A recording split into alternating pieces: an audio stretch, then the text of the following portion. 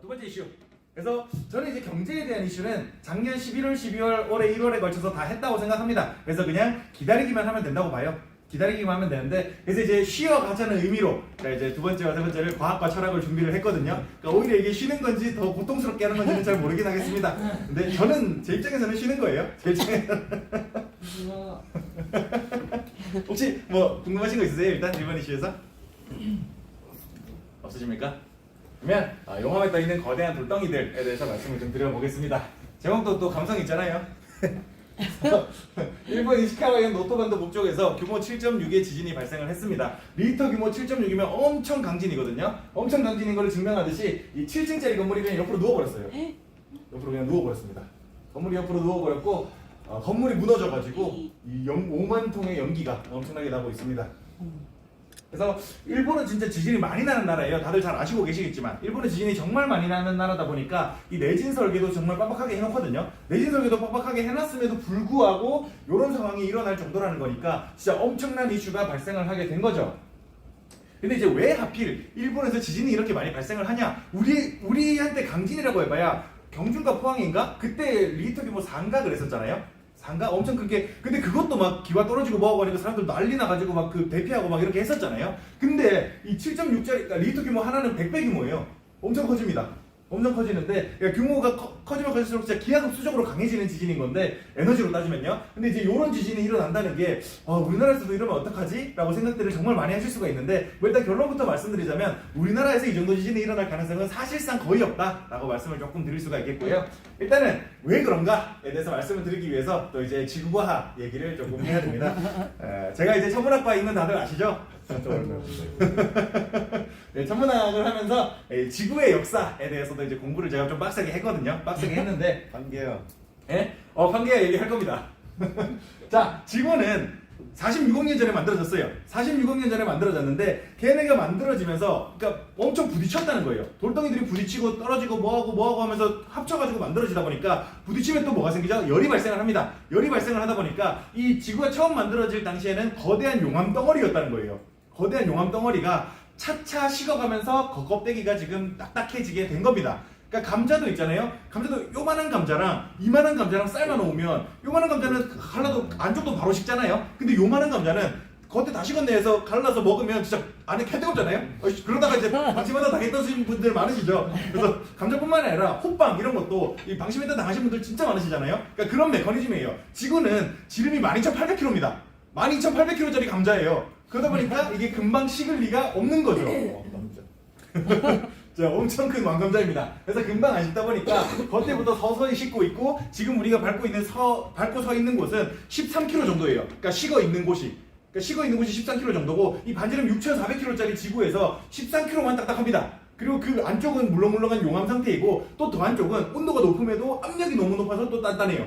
압력이 너무 높아서 어쨌든 이제 이런 상황에 있는 거고 그래서 영상이 또 있습니다. 영상이 또 있는데 처음에 지구가 45억 년 전이에요. 이걸 시기입니다. 45억 년 전 45,322밀리언이라 가지고 45억 년 전이라는 뜻이고 그때 당시에 처음 만들어질 때 3,200도 정도 됐었습니다. 그리고 이제 하루의 길이도 지구가 처음 만들어졌을 때는 한 11일 정도밖에 안 됐어요. 근데 지구는 점점 천천히 자전하고 있습니다. 우리의 한 500대 후손쯤은 하루가 25시간쯤 될 거예요. 근데 뭐 우리랑은 관련 없는 얘기죠. 우리는 죽을 때까지 24시간입니다. 그건 걱정 안 하셔도 되고 어쨌든 간에 이렇게 점점 변화가 됩니다. 지구가 식어가는 거예요. 딱딱해지는 것들이 점점 생기고 있는 거고 하루의 길이가 점점 길어집니다. 왜 길어지냐고요? 하루 되게 짧았어요 처음에는. 왜? 왜 느리게 하냐고요? 아니면 왜 짧냐고요? 왜 짧았어요? 그거는 영상 끝나고 말씀드릴게요. 궁금하신 게 진짜 많이 생기실 건데 그거 다 설명드리려면 제가 오늘 집에 못 가거든요. 빨리 들었나 보다. 빨리 돌렸어요. 빨리 돌린 거예요.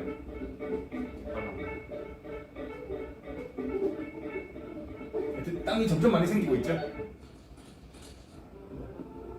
잠깐 차가워지고 이런 거는 운석 충돌이나 이런 걸로 인해서 이제 대기의 구름층으로 가려졌을 때 태양 에너지를 못 받아서 비가기가 없거나 이런 상황들을 나타내는 거예요. 그리고 이제 4억 년 전부터는 제가 천천히 돌렸습니다. 4억 년 전부터는 좀 이제 중요해지기 때문에 천천히 돌렸고 이제 원래 속도예요 이게. 22시간까지 늘어났어요. 4억 년 전에는.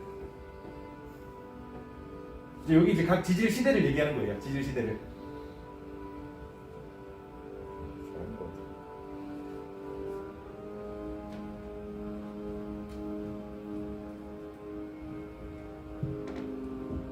이때가 이제 아까 말씀하신 판게아입니다. 모든 대륙이 하나로 붙어 있을 때. 주라기 시대. 오, 공룡.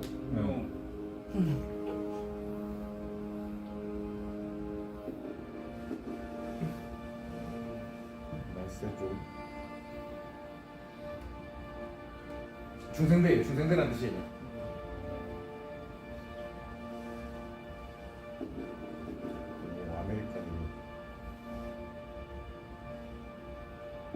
이제 이게 지금 보이는 모습처럼 대충 얼추 만들어지고 있죠. 인도가 올라간 거 보셨어요?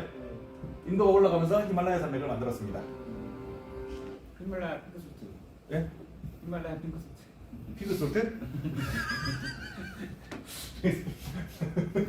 그죠? 히말라야 피그솔트가 있을 수 있는 이유는 이 히말라야가 바다에 있었기 때문인 거죠. 그래서 인도가 밀로 올라오면서 윤기가 되면서 올라갔기 때문에 소금이 있을 수가 있는 겁니다. 그래서 이제 쭉 대륙이 움직이는 걸 보셨는데 아마 이제 궁금하신 게 진짜 많으실 거예요. 그러니까 하루가 왜 길어졌냐, 왜 짧았냐, 왜 길어졌냐 이것부터 시작해서 이거 분리됐다는 거를 제일 궁금할 거는 누구라도 궁금할 거는 아니 이걸 과학자들이 어떻게 알았는데 과학자들이 그렇지면 어떡할 건데 이렇게 생각하시는 분이 진짜 많을 것 같거든요. 진짜 이거를 진짜 모든 거를 설명드리려면 제가 진짜 하루 종일해도 부족하고 간단하게 설명을 드리자면 이 각 지질 시대를 어떻게 구분하냐면 이 지층이 있습니다. 지층이. 그러니까 이제 어떤 특정한 사건이 생겼을 때마다 지층을 구분하는 결이 달라져요. 그러니까 이제 거대한 운석이 충돌해서 이제 모든 생물이 멸절하는 상황이 생겼다거나 그런 일이 발생을 하면 그러니까 화산은 엄청나게 큰 화산이 폭발을 해가지고 어떤 화산재가 다 땅을 덮었다거나 이런 이슈가 발생을 하면 요 지층의 결 자체가 달라집니다. 그래서 그때를 기반으로 해가지고 지질 시대를 구분해요. 그래서 우리가 쥐라기, 백악기, 고생대, 중생대, 신생대 이런 것들을 구분하는 것도 그 엄청난 사건을 기반으로 지질 시대를 구분하고 있습니다.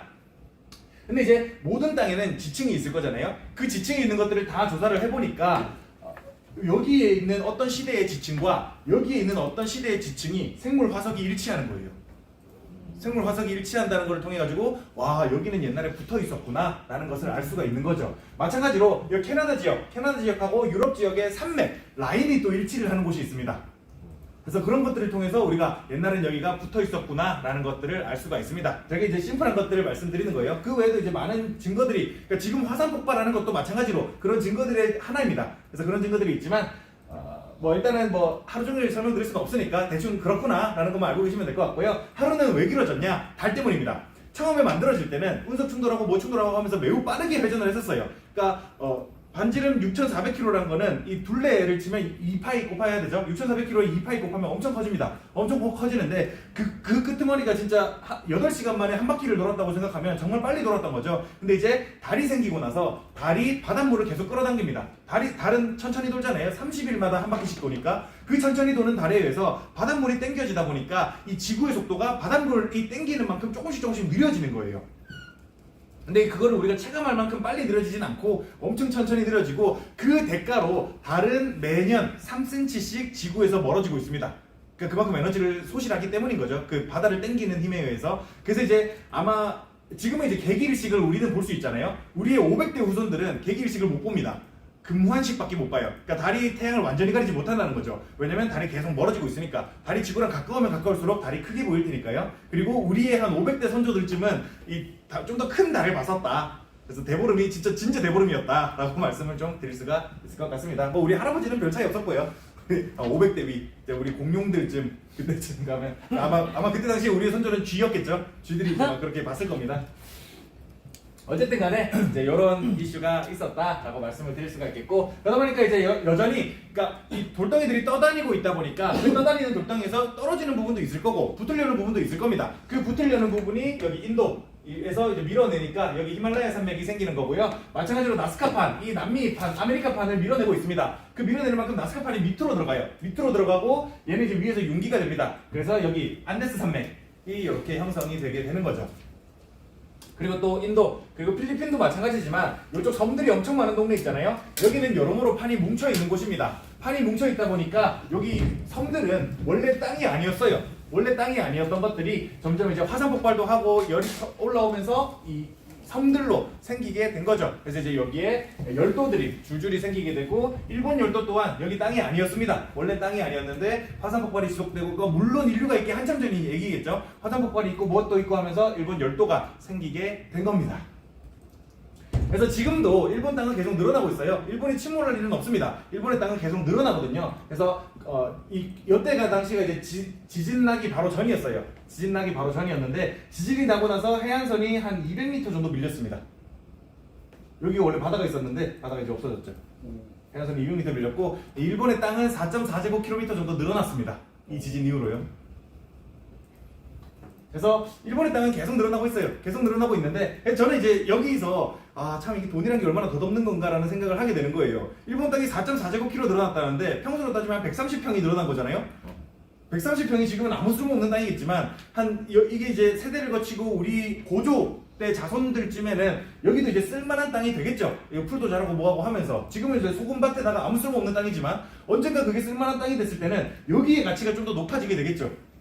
근데 그때까지 과연 인류가 있을지는 모르겠지만 어쨌든 간에 참 이 돈이란 게 얼마나 이 우주의 이 지구의 역사에서 얼마나 덧없는 것인가 라는 개인적인 생각도 조금 들기는 하는데 어쨌든 우리 인간도 참 덧없는 존재니까 그 돈이 의미가 있는 거겠죠. 덧없은 만큼 덧없는 것들이 우리한테 의미가 있는 거겠죠. 어쨌든 간에 일본에서는 이 판이 이렇게 존재를 하다 보니까 한간에 밀어내는 활동들이 많이 있으면서 지진이 정말 많이 발생을 하고 화산 또한 많이 있을 수밖에 없습니다. 근데 이제 구조가 유라시아 판이 이렇게 있다 치면 이 필리핀 판이 이렇게 안으로 들어가거든요. 이렇게 안으로 들어가는 구조로 되어 있습니다. 안으로 들어가는 구조가 되어 있는데 이렇게 안으로 들어가면서 일본 열도는 요쯤에 있어요. 들어가다가 요쯤에 있으니까 여기서는 이 판 들어가는 판이랑 여기랑 일본 간의 그 높이 차이가 한 1km 이 정도밖에 안 나는 겁니다. 근데 깊이 들어가면 깊이 들어갈수록 한반도는 요 뒤에 있잖아요. 여기서는 이 진원과 진앙이라 하거든요. 지진이 그러니까 마찰이 일어나는 곳에서 지진이 생길 테니까 마찰이 일어나는 곳에서는 한반도하고는 거의 한 6, 7km 이상 거리가 떨어져 있는 거예요. 그러다 보니까 한반도에 여기서 마찰이 생긴다고 해서 한반도에 영향이 크게 올 가능성은 매우 낮다라고 말씀을 조금 드릴 수가 있을 것 같습니다. 그래서 이 한반도에 강한 지진을 우려할 걱정은 조금 많이 적다라고 말씀을 드릴 수가 있겠고, 근데 이제 이 13km 규모의 껍데기 안에서 그래도 그 껍데기 윗부분에 단층들이 존재는 하거든요. 어쨌든 그 위에서도 조금씩 다르게 움직이려는 힘을 받고 있을 테니까 그 단층들은 마찰이 발생을 할 수 있습니다. 그래서 한국에도 단층들이 어느 정도 존재를 하고 있고 그 단층들이 마찰을 일으킬 때 우리나라에 좀 한 4, 5 정도의 규모의 지진은 발생을 할 수가 있습니다. 근데 이제 우리나라가 전두환 시대 이후부터 전두환 때 이제 그 내진 설계를 의무화했어요. 그래서 전두환 시대 이후에 지어진 건물들은 규모 5까지는 견딜 수 있게 지어졌습니다. 그래서 우리나라의 규모 5 이상의 지진이 발생할 가능성은 매우 희박한데, 근데 규모 5까지의 지진은 80년대에 지은 거면 웬만하면 지금은 다 이제 80년 이후에 지은 건물이다라고 볼 수 있으니까 좀 비교적 안전하다라고 볼 수가 있겠습니다. 근데 혹시라도 한국에만 살 것도 아니고 혹시나 이제 일본에 놀러 갔다가 지진이 발생할 수도 있잖아요. 그러면 이제 가장 확실한 방법은 이제 너무 떨려요. 너무 떨려가지고 어디 갈 새가 없습니다. 그러면 가장 빠른 길은 화장실로 튀는 거예요. 사실 좀 찐따같이 나왔는데 화장실에 숨는 게 가장 안전합니다. 왜냐면요, 일단 그 위급 시에 혹시라도 이제 고립되는 상황이 생겼을 때 이 화장실에서는 식수 공급을 받을 수가 있어요. 그래서 이제 그런 면에서 그러니까 식수가 있으면 그래도 3일 이상은 생존을 할 수가 있으니까, 그래서 그런 면에서 이 화장실이 가장 낫고, 그걸 제외하더라도 화장실에 이제 송수관이 많습니다. 송수관이 많이 배수관, 송수관 이런 것들이 많이 지나가고 있기 때문에 이 외부 충격에서 가장 안전한 게 화장실이에요. 외부 충격을 가장 잘 견디는 게 또 화장실이기도 하니까 혹시나 실내에서 땅이 떨리기 시작한다? 그럼 바로 화장실로 가시는 게 낫습니다. 근데 이제 내가 밖에 있는데 땅이 떨리기 시작한다? 내 위에 뭐 떨어질 거 없는 곳이 가장 안전합니다. 그래서 그 학교 운동장이라거나 넓은 공원 이런 데로 가시는 게 가장 안전하다라고 말씀을 좀 드릴 수가 있겠습니다. 지금도 일본에서는 그 7.6 규모의 강진이 일어나고 나서 지금도 하루에 규모 4 정도의 지진은 하루에도 20번씩 일어나고 있어요. 그러니까 여진이라고 하죠. 남은 지진들. 그래서 엄청 계속돼서 지진이 발생을 하고 있는데, 혹시라도 이제 일본에 가실 계획이 있는 분들은 이제 요것만 조금 주의를 하고 가시면 될 것 같습니다. 지진이 안 나는 게 제일 좋겠죠. 물론 당연히 지진이 안 나는 게 제일 좋습니다. 일본 여행 진짜 많이 가시더라고요. 이번에 관광 수지가 진짜 역대급 적자를 또 찍고 있대요. 그래서 작년에 4분기에만 100만 명 갔댔나? 엄청 많이 갔어요. 엄청 많이 갔어요. 하여튼 진짜 많이 가고 있습니다. 여튼 2024년 1월 1일 일본 북서부 이시카와현에서 규모 7.6의 대규모 지진이 발생했습니다. 일본 서부에서 일어난 지진이기에 한국 동해에도 지진 해일이 20에서 60cm가량 발생을 했고요. 지구는 46억 년 전 처음 만들어진 이후로 먼저 식은 표면 돌덩이가 용암위를 떠다니고 있는 모양이다 라고 말씀을 드릴 수가 있겠고, 떠다니는 돌덩이들이 부딪히거나 떨어지는 지역에서 화산 폭발, 지진 등의 지질 현상이 발생을 합니다. 일본 열도는 태평양판과 유라시아판, 북미판, 필리핀판이 겹치기에 지질 활동이 매우 활발하고요. 애초에 판의 활동으로 인해 생긴 섬이니 앞으로 열도의 크기는 더 커질 가능성이 높습니다. 한국은 단층만 존재할 뿐 판 활동이 있는 곳은 아니기 때문에 일본 열도보다는 비교적 안전하다라고 말씀을 드릴 수가 있습니다. 혹시 궁금하신 거 있으실까요? 좀 쉬어가는 타임이 됐나요? 네.